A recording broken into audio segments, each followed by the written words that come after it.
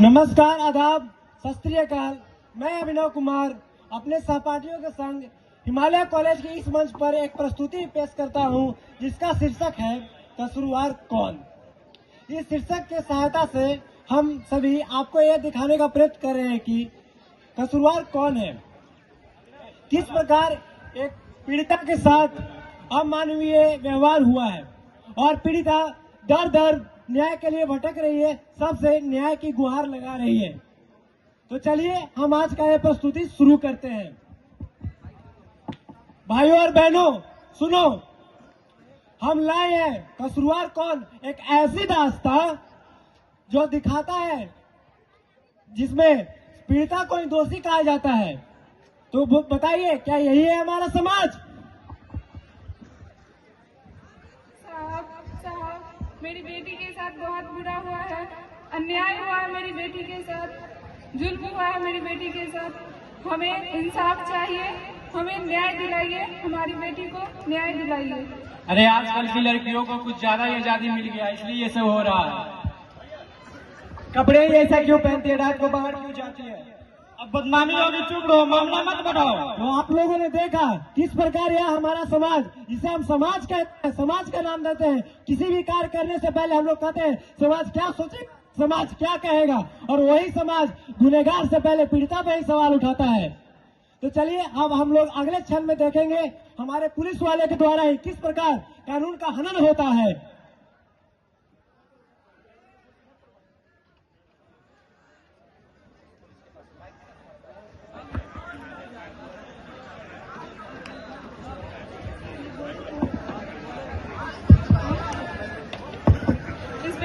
Inspector साहब, मेरी बेटी के साथ क्या हुआ? मेरी बेटी के साथ गलत हुआ है, बलात्कार हुआ है, रिपोर्ट लिखिए। सोच लो, केस करने से बदनामी होगी।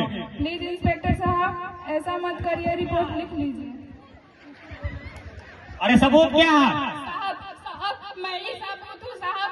प्लीज इंस्पेक्टर साहब रिपोर्ट लिख लीजिए। प्लीज इंस्पेक्टर साहब रिपोर्ट लिख लीजिए। बोले ना, जाओ, अभी टाइम नहीं है, टाइम नहीं है, जाओ अभी, मुझे और काम है।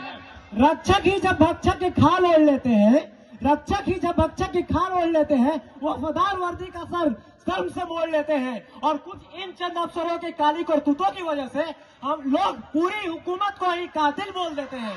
कभी आप लोगों ने देखा किस प्रकार से ये हमारा अधिकारी ऑफिसर पीड़िता के साथ अमानवीय व्यवहार किया, उसका FIR भी नहीं लिखा।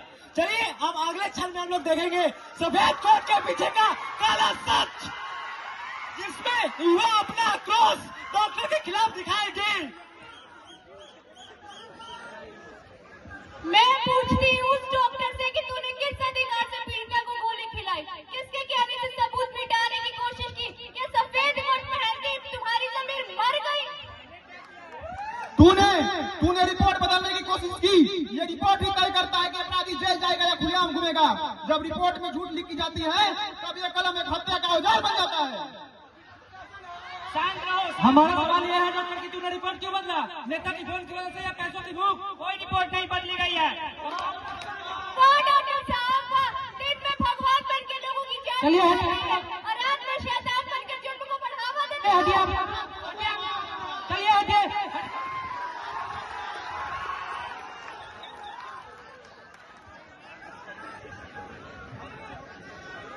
मसीहा माना था जिसे वही जख्म को हवा देने लगे। मुजरिम ही मुंसिफ बनकर सजा देने लगे। और न्याय की आंखों पर पट्टी बंधी है तो ताजुब कैसा, न्याय की आंखों पर पट्टी बंधी है तो ताजुब कैसा। यहाँ तो भगवान ही सच को दफनाने की सलाह देने लगे। तो अभी आप लोगों ने देखा एक हमारा डॉक्टर जिसे हम लोग ने भगवान माना था, वही पीड़िता की रिपोर्ट को बदलने की कोशिश की, उसकी वजह से उसे न्याय मिलने भी देरी हुई। चलिए अब अगले क्षण में हम लोग देखेंगे नेताजी के ढकोसले वादे और उनका ड्रामा।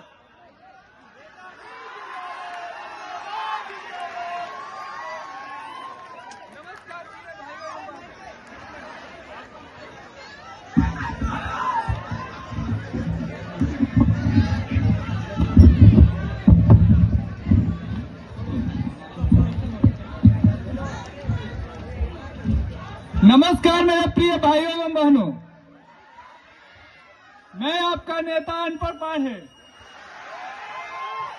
जैसा कि आप सभी को पता है, हमारी सरकार पिछले 15 वर्षों से सत्ता में रही है और हमने महिलाओं की सुरक्षा के लिए अनेकों नियम कानून बनाए हैं एवं उसका पालन भी करवाए हैं। इसलिए मेरा आप सभी देशवासियों से अनुरोध है कि अब की बार चुनाव में हमें ही वोट दें और भारी मतों से विजयी बनाएं।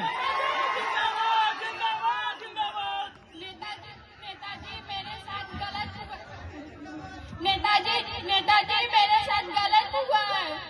हम पुलिस स्टेशन गए हैं तो मेरा FIR नहीं लिखा गया है। देखो बहन, सब कुछ राजनीतिक से मत जोड़ो और हम आश्वासन देते हैं तुम्हें, तुम्हारी FIR जरूर लिखी जाएगी। नेताजी, मेरी बेटी का इज्जत कोई राजनीति नहीं है। देखो बहन, सब ठीक हो जाएगा। आपके हो जाएगा तो FIR नहीं लिखी जाती नेताजी। आपके हो जाएगा तो FIR नहीं लिखी जाती नेताजी।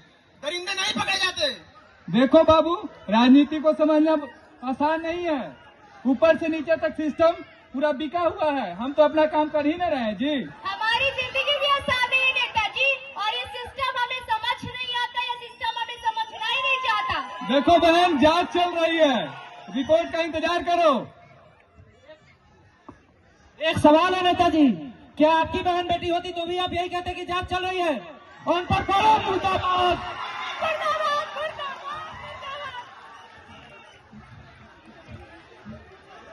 फाइलों में कहा दर्ज होता है जनता का दर्द, फाइलों में कहा दर्ज होता है जनता का दर्द।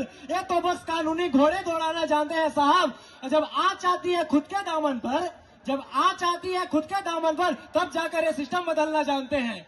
तो आप लोगों ने देखा किस प्रकार ये हमारे बड़भोले नेता हमारे समाज से झूठे वादे करते हैं, ड्रामा करते हैं, ढकोसला करते हैं, और यहाँ तो पीड़िता को इंसाफ नहीं मिल पाया। चलिए अब हम लोग कोर्ट रूम चलते हैं और जज साहब का फैसला सुनते हैं।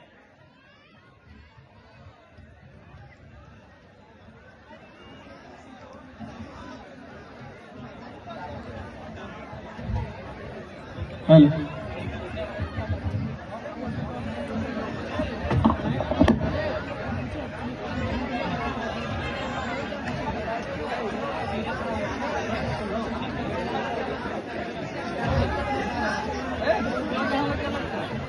सावधान सावधान सावधान, न्यायाधीश महोदय पधार रहे हैं।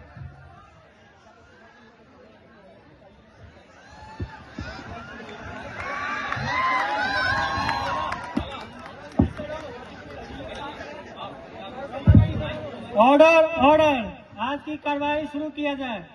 Yes my Lord. अरे मिश्रा जी, आप बताइए आपकी इस मुद्दा पे क्या राय है? यस माय लॉर्ड, यह केस सिर्फ अपराध का नहीं, लापरवाही का है। पीड़िता को ही दोषी ठहराया गया, पुलिस ने देर की। माय लॉर्ड, जिस डॉक्टर को हमारे समाज ने भगवान बनाया, उसी डॉक्टर ने अपराधियों के अपराध पे पर्दा डालने की कोशिश की। अपराध कौन है? अपराधी कौन है? अपराधी को पेश किया जाए।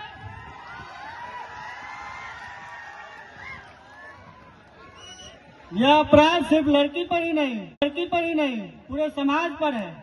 आज इस अदालत में अपराधी, पुलिस की लापरवाही, नेताजी की बयानबाजी और समाज की चुप्पी सब कटघरे में है। माय लॉर्ड, मैं आपसे गुजारिश करता हूँ, अपराधी को जल्द से जल्द फांसी हो और पीड़िता को न्याय मिले। इंस्पेक्टर, तुम्हारी लापरवाही और चुप्पी नहीं अपराधी को ताकत दिया है, और अब तुम्हारी देरी ने अपराध को बढ़ावा। डॉक्टर साहब, आपने तो शपथ ली थी सच की, पर काम अपराधी बचाने का किया। आज आपकी वजह से आज पीड़िता को न्याय मिलने में हो रही है देरी। मिस्टर पाड़े जी सर। आप इस इलाका के नेता हैं जी। हमें आपकी भाषण नहीं, जवाब चाहिए। यह देश जिम्मेवारियों से चलता है, संविधान से चलता है, आपके भाषणबाजी से नहीं। जज साहब, ये नेता चुनाव के वक्त झूठे झूठे वादे करता है और चुनाव जीतने के बाद गायब हो जाता है। देखो बाबू, राजनीतिक बच्चा का खेल नहीं है। जितना तुम्हारा उम्र है उससे ज्यादा दिन से हम राजनीति कर रहे हैं। और एक बात, तुम बच्चा है, तुम अभी राजनीतिक नहीं समझ सकता है। राजनीतिक बहुत हार्ड है। इसको समझना बहुत मुश्किल है। ऑर्डर। सिर्फ नेता ही नहीं, अपराधी नहीं, यहाँ जनता, युवा सब दोषी पाती है। अरे आप सब तो वोट बेचा, छोटी छोटी बात पे दोस्त को तोड़ा, और फिर क्या देश ऐसे ही चलता है। जब तक सोच नहीं बदलोगे तब तक कानून भी कमजोर रहेगा। जिस दिन सवाल कपड़ों से उठकर, लिंग से उठकर सोचोगे, उस दिन यह देश सुरक्षित होगा और उस दिन सभी को इंसाफ मिलेगा। अब ये कोर्ट अपना फैसला सुनाने जा रहा है। सारे सबूतों और गवाहों के मध्य बयान रखने पर यह कोर्ट इस नतीजे पर पहुंची है कि आज के गुनहगार सिर्फ अपराधी ही नहीं, नेता ही नहीं, जनता ही नहीं, समाज भी है, हमारा पूरा सिस्टम भी है। इसलिए सभी को सुधरना बहुत जरूरी है और दोषी को ये कोर्ट ताउम्र कैद की सजा सुनाती है। Court is dismissed. लिबास से न मापिए किरदार की शुद्धि, लिबास से न मापिए किरदार की शुद्धि, खोट कपड़ों में नहीं हमारे नजर में है। और कानून तो बस एक कागज का जंजीर है साहब, कानून तो बस एक कागज का जंजीर है साहब। असली से इंसाफ तो हमारे सोच में है। तो बताओ हमारे देशवासियों, बदलोगे या चुप रहोगे? बलात्कार अपराध है, शर्मिंदगी नहीं। बलात्कार अपराध है, शर्मिंदगी नहीं। दोषी को सजा दो, पीड़िता को अपमान नहीं। दोषी को सजा दो, पीड़िता को अपमान नहीं। चुप्पी साधे रहना अपराध है, समाधान नहीं। चुप्पी साधे रहना अपराध है, समाधान नहीं। आवाज उठाओ, चुप रहना कोई विधान नहीं। अब आवाज उठाओ, चुप रहना कोई विधान नहीं। जय हिंद, जय भारत। जय हिंद, जय भारत। एक छोटी सी पंक्ति के साथ हम अपना कार्यक्रम समाप्त करना चाहेंगे। बदलोगी अपनी सोच की धारा, बदल उठेगा ये संसार। बदलोगी अपनी सोच की धारा, बदल उठेगा ये संसार। सुरक्षित होगी हर बेटी, महक उठेगा हर घर बार। जय हिंद, जय भारत। धन्यवाद।